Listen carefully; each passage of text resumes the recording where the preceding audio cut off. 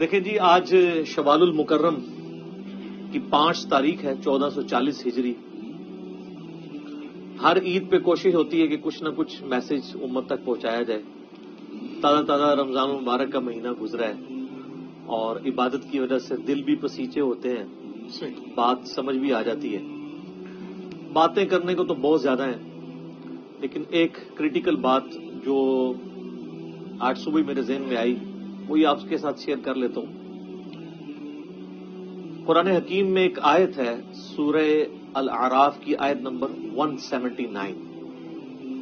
یہ قرآن حکیم میں چند سخت ترین آیات میں سے ہے اور اس میں اللہ تعالیٰ کی طرف سے ایک بہت بڑا یونیورسل ٹروتھ اور بڑی ہی ایک ڈینجرس خبر انسانیت تک پہنچائی گئی ہے. اعوذ باللہ من الشیطان الرجیم، بسم اللہ الرحمن الرحیم. وَلَقَدْ ذَرَأْنَا لِجَهَنَّمَ كَثِيرًا مِنَ الْجِنِّ وَالْإِنسِ، اور بے شک جنوں اور انسانوں کی اکثریت ہم نے پیدا ہی دوزخ کے لیے کی ہے. اللہم اجرنا من النار، آمین. لیکن یہ اللہ نے کوئی ظلم نہیں کیا، بلکہ اللہ تبارک و تعالیٰ نے اس کی ریزن بھی بتائی ہے.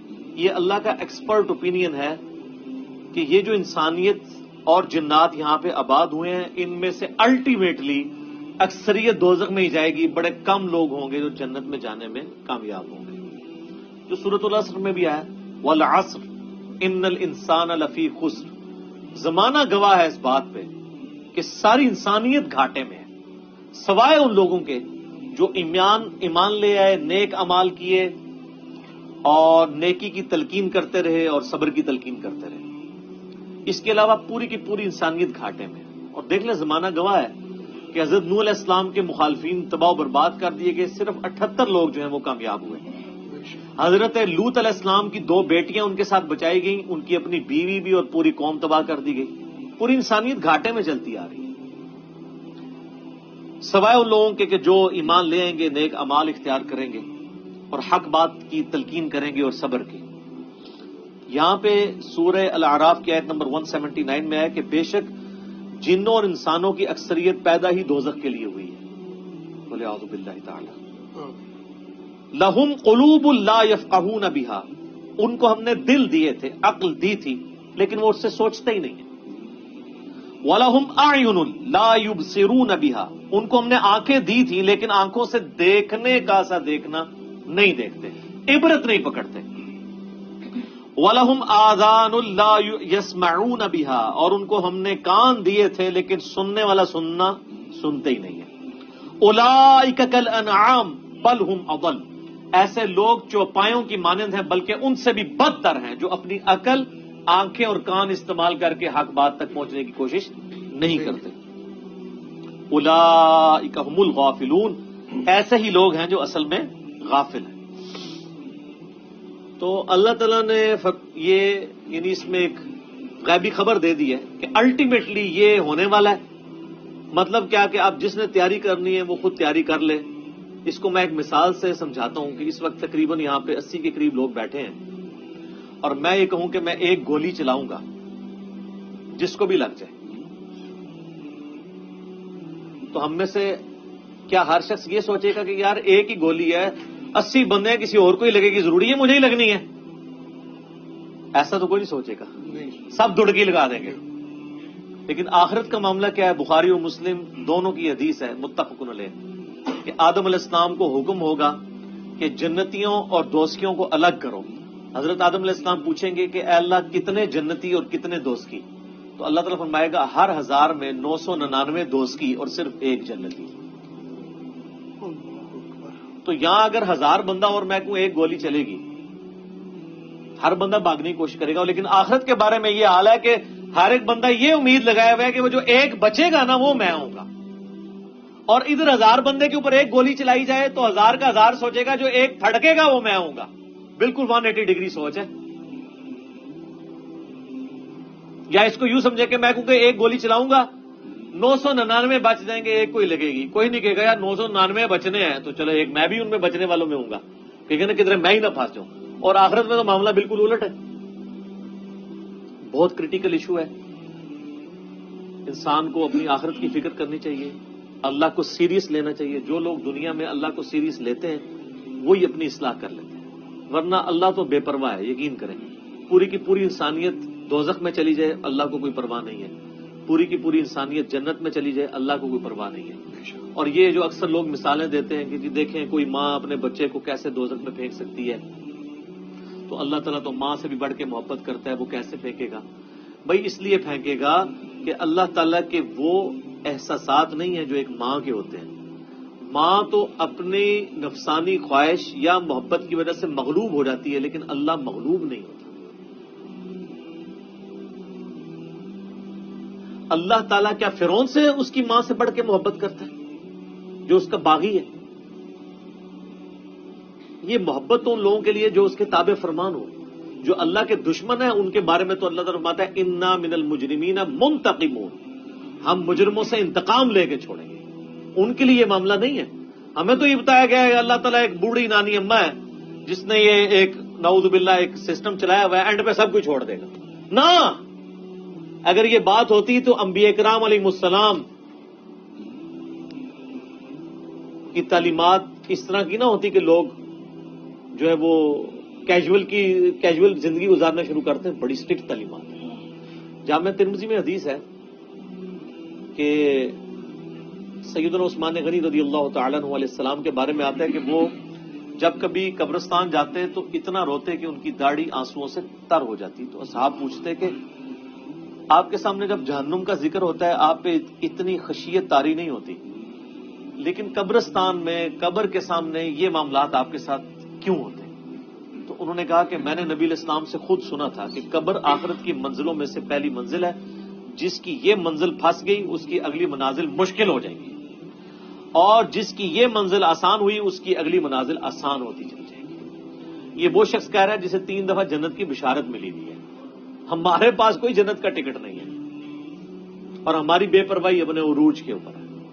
اسی کو پنجابی میں کہا جاتا ہے نا، عقل نہ ہوئے تے موجے ہی موجاں، عقل ہوئے تے سوچے ہی سوچاں. جسے عقل نہیں ہوگی وہ موجے مارے گا کیونکہ اسے پتہ نہیں ہے نا، لیکن جسے عقل ہوگی وہ سوچے گا کہ یار یہ معاملہ تو بڑا خطرناک ہو جائے گا. صحیح بخاری میں حدیث ہے، نبی علیہ السلام نے فرمایا آپ ایک جگہ سے گزرے، کچھ اصحاب آپس میں یعنی ہنسی مذاق کرتے ہوئے ہنس رہے تھے، تو آپ کھڑے ہو گئے. آپ نے فرمایا جو کچھ میں جانتا ہوں نا اگر تم جان لیتے تو بہت کم ہنستے، زیادہ رویا کرتے. بہت سیریس کیس بن گیا. صحیح مسلم میں حدیث ہے، آپ علیہ السلام فرمایا میں نے ارادہ کیا کہ میں اللہ سے دعا کروں کہ تمہیں عذاب قبر سنوا دے. دکھانے والی تو کہانی ختم سر، سنوا دے. لیکن مجھے ڈر ہوا کہ اگر تم نے عذاب قبر سن لیا تم اپنے مردوں کو دفنا نہیں چھوڑ دو گے، ایسی خشیت تم پہ طاری ہو جائے. لیکن یہ اللہ تعالیٰ نے سب کچھ پردے میں رکھا ہوا ہے سر. صحیح بخاری میں حدیث ہے کہ میت جو ہے وہ چارپائی پہ کلام کرتی ہے. نیک میت کہتی ہے مجھے جلدی جلدی میری جگہ کی طرف لے چلو، اور جو بری میت ہے وہ چیخو پکار کرتی ہے کہ مجھے کہاں لے کر جا رہے ہو.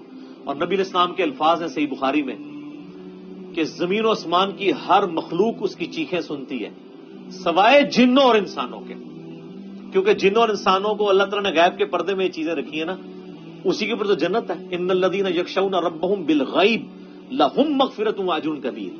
جو لوگ بن دیکھے اپنے رب سے ڈرتے ہیں ان کے لیے مغفرت ہے اور اجر کبیر ہے. دیکھ کے تو سب نے مان لینا ہے. پھر سر اس سے بھی آگے اگر آپ چلے جائیں، صحیح بخاری میں یہ حدیث موجود ہے کہ جب میت کو سوالات کے جوابات نہیں آتے نا تو فرشتے اس سے پوچھتے ہیں کہ تجھے سوالات کے جوابات جو نہیں آئے یہ کیا معاملہ تیرے ساتھ ہوا؟